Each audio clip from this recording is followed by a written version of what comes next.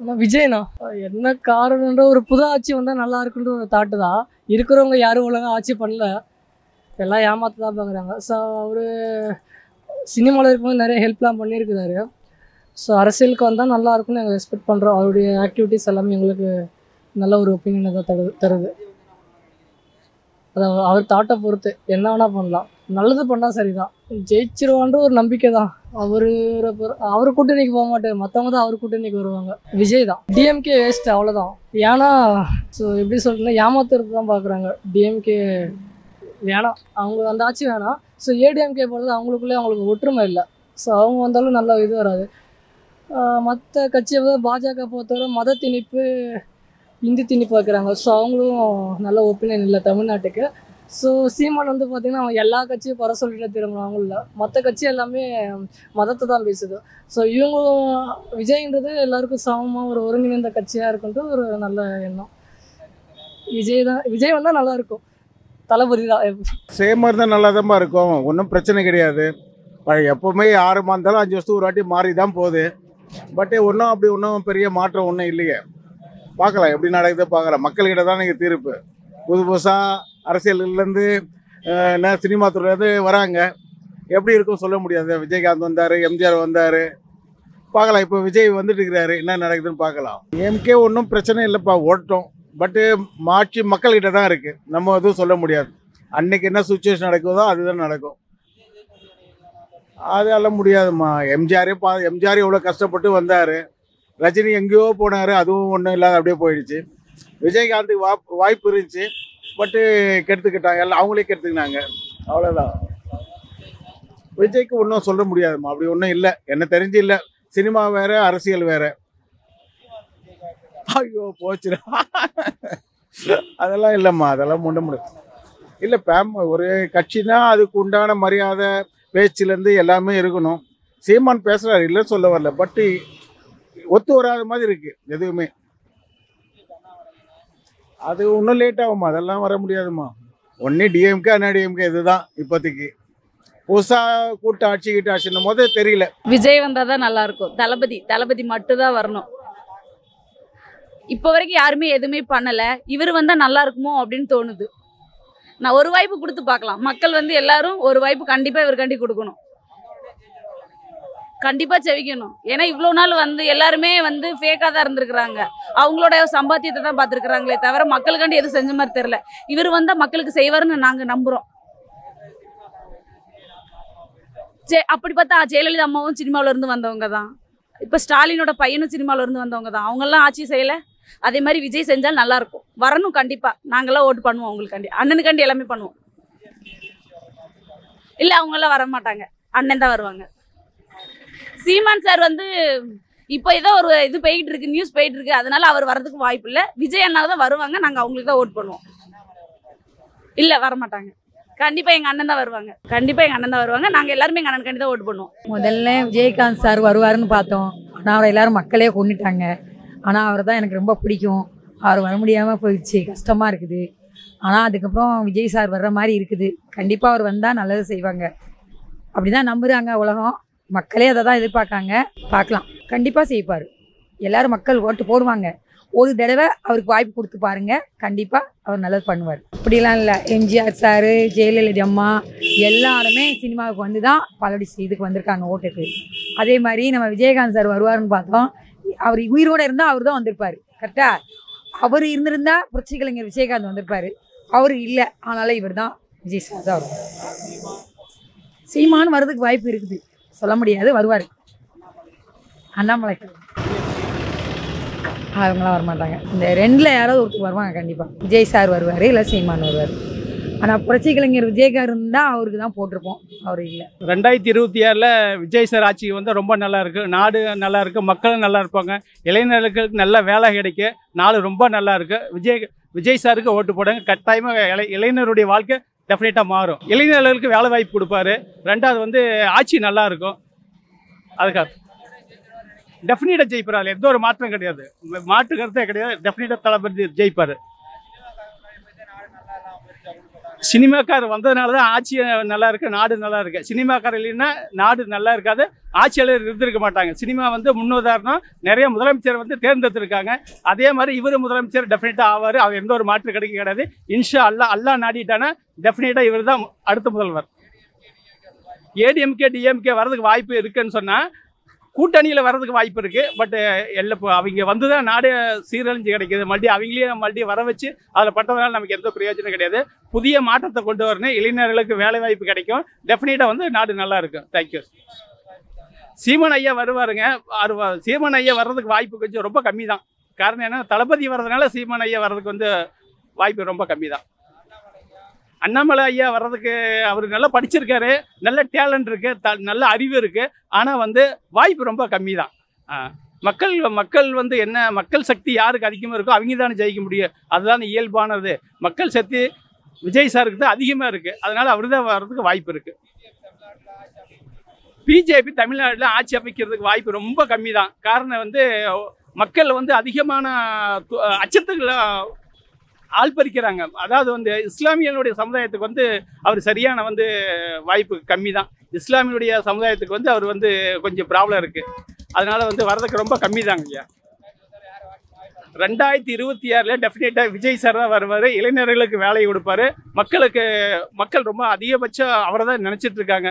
மக்கள் சக்தி தேர்தல், இந்த மக்கள் சக்தியில் யார் நல்லது செஞ்சுருக்காங்க அப்படிங்கிறத ஜனநாயகத்தில் பார்ப்பாங்க. அந்த ஜனநாயகத்தில் இன்றைக்கி இருக்கிற சூழலில் வந்து எல்லாருமே வந்து சமபலத்தோடு இருக்காங்க. ஆனால் வந்து தற்சமயம் இயங்கிட்டு இருக்கிற ஒரு அரசு வந்து மக்களுக்கான ஒரு நல்ல திட்டங்களை நிறைய செஞ்சிட்ருக்கு. குறிப்பாக பெண்களுக்கான திட்டங்களை சமூக நீதி தன்மையோட நிறைய திட்டங்களை வந்து செஞ்சிட்ருக்காங்க. அதனால் என்னுடைய கணிப்பு வந்து பெண்கள் வந்து நேரடியாக திமுகவுக்கு வாக்களிப்பாங்க ஒரு சின்ன நம்பிக்கை இருக்குங்க. அந்த மறுபடியும் திமுக வெற்றி பெறுவதற்கான வாய்ப்பு அதிகமாக இருக்குது. ஏன்னா காரணம் மகளிர் உரிமை தொகை, அவங்களுக்கான பஸ் பிரயாணம், அந்த பால் விலை குறைப்பு, அந்த பெண்களுக்கான முன்னெடுப்பு, இந்த நான் முதல்வன் திட்டம், பெண்களுக்கான அந்த படிப்புக்கு இந்த மாதிரி ஊக்கத்தொகை, மகளிர் எல்லாமே பெண்களுக்கான திட்டங்கள் நிறையா இருக்கிறதுனால பெண்களுக்கு தயவு செய்து வந்து அவங்களுக்கு ஓட்டு போடுவாங்கிற ஒரு சின்ன நம்பிக்கை இருக்குது. மற்றபடி ஒன்றும் பிரச்சனை இல்லை. நாடு வந்து இன்றைக்கி வந்து தமிழ்நாடு வந்து இந்தியாவிலேயே சிறந்த முதன்மை மாநிலமாக வந்து 2 திராவிட கட்சிகளும் வந்து வச்சிட்ருக்கு. அது அனைத்து இந்திய அண்ணா திராவிட முன்னேற்ற கழகமும் வந்து சரி, இதுக்கு முன்னாடி ஆண்ட காங்கிரஸ் காமராஜர் காலத்துலேயும் சரி, இப்போ ஆண்டுட்டு இருக்கிற மு.க. ஸ்டாலின் வரைக்கும் திராவிட கட்சிகள் பொருளாதாரம், கல்வி, மருத்துவம் போன்ற பெரிய கட்டமைப்புகளில் வந்து கண்டிப்பாக தமிழ்நாடு இந்தியாவோட எல்லா மாநிலத்தை காட்டிலும் சிறந்து விளங்குகிறது. இதற்கு அனைத்து மாநிலங்களும் வந்து இந்த தமிழ்நாட்டில் என்ன முன்னெடுப்பு நடத்துகிறாங்க அப்படிங்கிறத தயவுசெய்து வேற ஒரு அரசியலாக, மாற்று அரசியலாக பார்க்காம, சித்தாந்த அரசியலாக பார்க்காம, நல்ல திறமையோடு செயல்பட்டு இந்த 50 ஆண்டு காலம் வந்து சுதந்திரம் பெறுவதற்கு முன்னாடி வந்து இந்தியாவில் தமிழ்நாடு வந்து பொருளாதாரத்தில் கடைசி 2வது மாநிலம். அதாவது கடைசிக்கு முதல் மாநிலம், இன்றைக்கி முதல்ல 2வது மாநிலம். அதனால் இதெல்லாம் வந்து மற்ற மாநிலங்களும் கவனித்து, மற்ற மாநில முதல்வரும் கவனித்து, ஏன்னா அங்கே இருக்கிற வாழ்வியல், மக்களுக்கான வாழ்வியல், கல்வி, மருத்துவம் போன்ற தரமான வரிசைகளை வந்து தமிழ்நாடை பார்த்து நீங்கள் வந்து தயவுசெய்து கற்றுக்கிட்டு இது மாதிரி ஒரு முன்னெடுப்பு செஞ்சிங்கன்னா இந்தியாவில் இதே மாதிரி அனைத்து நகரங்களும் முன்னேறுங்கிறது என்னுடைய விண்ணப்பம். அதான் ஏடிஎம்கே பாரதிய ஜனதாவை முழுக்க எதிர்த்து சொன்னால் வரும், புரியுதுங்களேண்ணா? முழுக்க பாரதிய ஜனதாவை எதிர்ப்பாருங்க. அது மறைமுகமாக பாரதிய ஜனதாவை ஆதரிக்கிற மாதிரியே ஒரு சூழல் இருக்கிற மாதிரியே என்ன, தினந்தோறும் வந்து பத்திரிகைகள் வாசிக்கிறதுனால என்னுடைய கருத்தை நான் சொல்கிறேன். ஆமாம், அது நீங்கள் நேரடியாக தூக்கி போட்டு எதிர்த்தாங்க அப்படின்னா, ஒரு ஜெயலலிதா போல ஒரு இரும்பு மங்கையாக எதிர்த்தாங்க இல்லையா, மோடியை கேள்வி கேட்டாங்களா, மோடியை வந்து மோடியா லேடியாவா பார்த்துக்கலாம் அப்படின்ட்டாங்க இல்லையா, அது மாதிரி எடப்பாடியார் பழனிசாமி தயவுசெய்து வந்து தைரியத்தோட, தன்னம்பிக்கையோட வேறு எந்த வழக்கையும் நம்ம சந்திக்கலாம்னு எதிர்கொண்டாருன்னா ஒருவேளை கண்டிப்பாக வரக்கூடிய வாய்ப்புகள் இருக்குது. ஏன்னா இன்றைக்கி நடந்துட்டு இருக்கிற ஆட்சியில் சில எப்படியும் வந்து ஒரு எதிர்ப்பு ஓட்டுகள்னு இருக்குது. அந்த எதிர்ப்பு ஓட்டுகளை வாங்குறதுன்னா அது எதிர்கட்சியான இருக்கிற அனைத்து இந்த அண்ணா திராவிட முன்னேற்ற கழகத்தில் தான் இருக்குது. அதனால் அவங்க முன்னெடுப்பு வந்து நீங்கள் வந்து கரெக்டாக செஞ்சுக்கணுங்கிறது தான். பிஜேபியில் தமிழ்நாட்டில் வரவே கூடாது, வர வாய்ப்பு இல்லை. இதெல்லாம் சும்மா அண்ணாமலையெல்லாம் சும்மா சோசியல் மீடியாவில் பேசுகிற ஆள். அவரெல்லாம் பாவம். அதெல்லாம் அவரோட பேச்செல்லாம் வேலைக்கே ஆகாது. என்னமோ பேசி பேசி சோசியல் மீடியாவில் அவரை பெரிய ஆள் ஆகிட்டாங்களோட, மற்றபடி பொய் பொய் பொய் பொய் பொய் பொய் அந்த மாதிரி பொய் பேசுகிற ஒரு தலைவனாக வந்து அந்த கட்சியில் இயக்கிட்டு இருக்காரு. அது மக்களுக்கு சில பேர் இன்றைக்கி இருக்கிற சமுதாயத்தில் முதல் யார் என்ன பேசுகிறாங்களோ அது பிடிக்க முடியாது. அது மாதிரி தான் இன்றைக்கி நீங்கள் பேட்டி கேட்குறதோட பார்த்தீங்கன்னா, காலையில் வந்து 2 நாளைக்கு முன்னாடி இடி ரைடு டாஸ்மார்க்கில் நடந்துச்சு. இன்னைக்கு வந்து கோர்ட்டே சொல்லிடுச்சு, ஏயா பொய்யா பேசுகிறீங்க அப்படின்னுச்சு. அந்த மாதிரி மக்கள் இங்கே அறிவார்ந்த மக்கள் தமிழ்நாட்டில் இருக்காங்க தம்பி. அதனால் அந்த அறிவார்ந்த மக்களை வந்து வட மாநிலங்களில் நீ வந்து மூடத்தனமாக ஏமாத்துற மாதிரி இங்கே ஏமாற்ற முடியாதுங்கிறது என்னுடைய நான் ஒரு பொதுத்தன்மையோடு தான் பேசுகிறேன். தயவுசெய்து பேசுகிறதுனால எந்த இயக்கத்தை சார்ந்தவன் அப்படின்னு மட்டும் நினச்சிடாதீங்க. அந்த மாதிரி இருக்குது. அதனால் இங்கே அறிவார்ந்த சமூகம் இருக்கிறதுனால இங்கே வந்து பாரதிய ஜனதா அதை ஏமாற்ற முடியாதுங்கிறது இது. அதை மீறி அவங்களுக்கான அரசு, அவங்களுக்கான அதிகாரம், அவங்களுக்கான ஆட்சி முறை, அடக்குமுறை இதெல்லாம் நிறைய எல்லாமே அவங்க கைவசம் இருக்குது. அதனால் அதை மீறி அவங்க இங்கே வரணும் அப்படின்னு சொல்லி முயற்சி எடுத்து முன்னெடுப்படுத்தாங்கன்னா அது தலையெழுத்து, ஒன்றும் பண்ண முடியாது. இல்லைங்க, அந்த ஏடிஎம்கேல வாய்ப்பு இருக்குங்க. உறுதியாக வந்து திமுக வருங்க, அவ்வளோதாங்க. அதான் நான் சொல்கிறதுலே முடிஞ்சு போச்சு இல்லையா. திமுக உறுதியாக வரும், ஏடிஎம்கேக்கு ஒரு வாய்ப்பு இருக்குது, அவ்வளோதான். சீமான் விஜயில் சும்மா 2% 3% வாங்கக்கூடிய தன்மை உள்ளவர் தான். அதிகபட்சம்னா 5%க்கு மேலே தாண்ட மாட்டார். அவர் இன்னும் யாரையுமே என்ன அரசியல் முன்னெடுப்பில் வந்து நான் சொல்கிறேங்கிறது இன்னும் சொல்லவே இல்லையே. விஜய் யாரை எதுக்குறாரு, யாரை எடுக்கிறாரு? அதெல்லாம் சும்மா அதாவது நிக்கட்டும் இல்லாமல் அங்கிட்டும் இல்லாமல் நிற்கக்கூடாது. அதாவது ஏற்கனவே வந்து அண்ணன் சீமானன் சொன்ன மாதிரி தான், நடு ரோட்டில் நிற்காதீங்க தம்பி அப்படிங்கிற மாதிரி தான். நடு ரோட்டில் நிற்கவே கூடாது. யாராவது ஒரு குறிக்கோளோட வந்து கொள்கையை வந்து ஏற்றுக்கிறணும். அதெல்லாம் கொள்கை எதிரி எல்லாம் ஒரு எதிரி தாங்க. அது என்ன கொள்கை எதிரி? எதிர்த்து திமுக எடுத்துன்னா பிஜேபி இங்கே வர வைக்கிறதுக்கு தெரியுறீங்களா? அப்போ தமிழ்நாட்டில் பிஜேபிக்கு ஆதரவு தெரிவிக்கிறதுக்காண்டி, பிஜேபியை வர வைக்கிறதுக்காண்டி நீங்கள் ஒரு தன்மையை வந்து திமுக இருக்கிறீங்களா? திமுக மட்டும் எதிர்த்துருங்க. பிஜேபி இங்கே யாரு இல்லைங்க. அண்ணாமலை பொருட்டே இல்லைங்க. எந்த சொல்கிறேன்ல, திருப்பி சோசியல் மீடியாவில் நீங்கள் பேசியே வந்து அவரை வந்து பெரிய ஆளாக்கி வரீங்க. இங்கே பொருட்டே கிடையாது. அதெல்லாம் சும்மா அவங்கள பிஜேபியோட பி டீம் தான் விஜய். அது சும்மா சொல்லுவாங்க. அண்ணன் சீமான் வந்து தமிழருக்கான ஒரு முன்னெடுப்பில் வந்து ரொம்ப பெரும் பங்காற்றவர். தமிழர்களுக்கான ஒரு எழுச்சி உரையை வந்து கொடுத்துட்டே இருக்காரு. வந்தால் நல்லா தான் இருக்கும். ஆனால் வாக்காளர்கள் அவர் மேலே ஒரு நன்மதிப்பு இல்லை. ரெண்டாவது, அவர் கொஞ்சம் மாற்றி பேசிட்டு இப்போ இடையில கொஞ்சம் பெண்கள் விவகாரத்தில் கொஞ்சம் கீழே அவமானமாக சில வார்த்தைகள்லாம் விட்டு வந்து அவர் கொஞ்சம் இது அவர் கொஞ்சம் நேர்மைத்தன்மையோடு இருக்கணும் எதுலேயுமே. அது வெளிப்படையாக அது இருக்கா இல்லையான்னு தெரியல. திமுகவுக்கு 100க்கு 100% அதிக வாய்ப்பு இருக்குது. இரண்டாவது முயற்சி எடுத்தால் அனைத்து இந்திய அண்ணா திராவிட முன்னேற்ற கழகம் எம்ஜிஆரோடைய ஆசீர்வாதத்தில், ஜெயலலிதாவோட ஆசீர்வாதத்தில் வெற்றி பெறதுக்கு வாய்ப்பு இருக்குது. ஆமாம், அது பிஜேபி எதிர்த்தால்.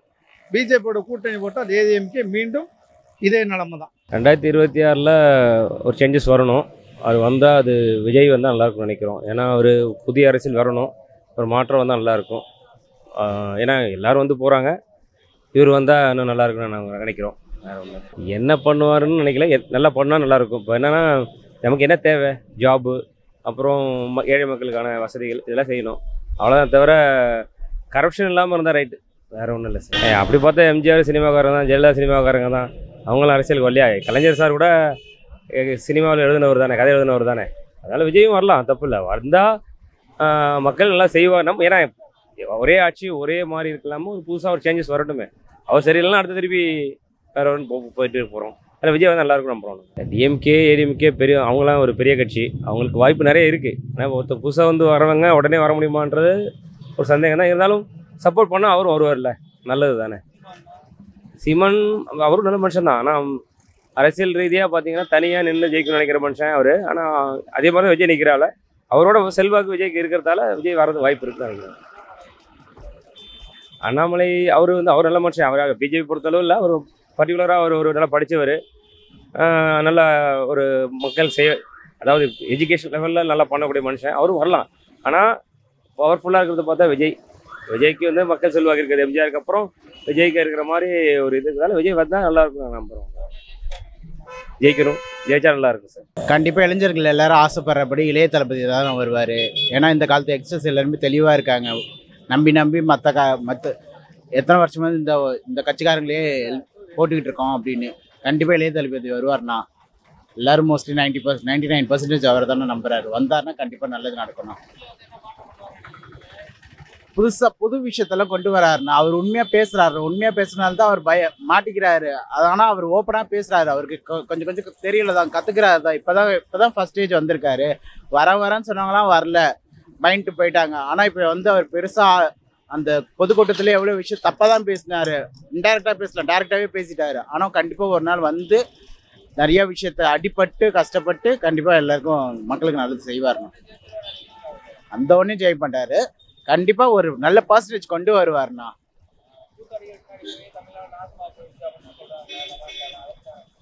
நாசமாக போச்சுன்னா மக்களும் தானே காரணம். அவங்க பின்னாடி ஓடிக்கிட்டே இருக்கோம். அவங்க முன்னாடி என்ன செய்கிறாங்க, அது காசு கொடுக்கும்போது மட்டும் பார்க்குறாங்க. மற்ற நேரத்துலலாம் அதை பற்றி யோசிக்க மாட்டுறாங்க. இல்லை பேசிட்டு அவங்கவுங்க வேலையை பார்க்க போயிடுறாங்க. அந்த மாதிரி தானே. யார்? சீமானா? சீமான் வாய் தானா, பேச்சில் இருக்குது, செயலில் காட்ட மாட்டேறேன். இது வரைக்கும் நான் அவர் எது செஞ்சு நான் பார்த்ததில்லை. நான் எல்லா இடத்துலையும் சுற்றுற ஆள் தான் நானுமே. ஆனால் நான் அதுவும் பார்த்ததில்லைண்ணா. எல்லாருமே அவங்களோட சுயநலத்துக்காக இருக்காங்க. மற்றபடி மக்கள் ஆட்சிலாம் இல்லை. அவங்களோட ஆட்சி தனிப்பட்ட முறையில் சுயநலமான அப்படிலாம் இல்லை, சான்ஸே இல்லைண்ணா. அவங்கள பற்றிலாம் யங்ஸ்டர்ஸ்லாம் யோசிக்கவே மாட்டாங்க. இப்போ வயசானவங்களாம் இப்போ ஒரு 20% 30% யங்ஸ்டர்ஸ் தானே மோஸ்ட்லி. அவங்க ஓட்டு போடுறதுல தான் மோஸ்ட்லி எலெக்ஷனோட ஓட் லிஸ்ட்டே வருது அதிகமான பட்சத்தில்.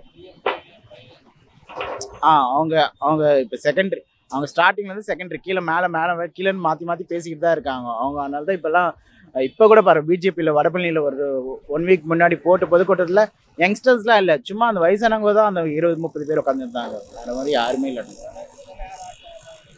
தளபதி வந்தால் நல்லா இருக்கும். மற்றபடி ஷோராக சொல்ல முடியாது. வந்துக்கிட்டு இருக்காரு, இப்போ தான் முன்னாடி வந்துகிட்டு இருக்காரு விஜய்.